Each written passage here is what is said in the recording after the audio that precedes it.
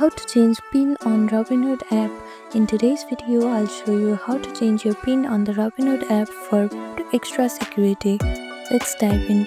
First, make sure you have downloaded Robinhood on your phone. If you are iPhone user, you can download it from App Store, and if you are Android user, you can download it from Play Store. After that, click on search bar and open Robinhood app.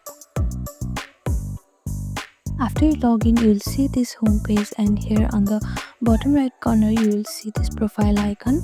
Click on it. Now click on this three line on the top left corner and click on security and privacy.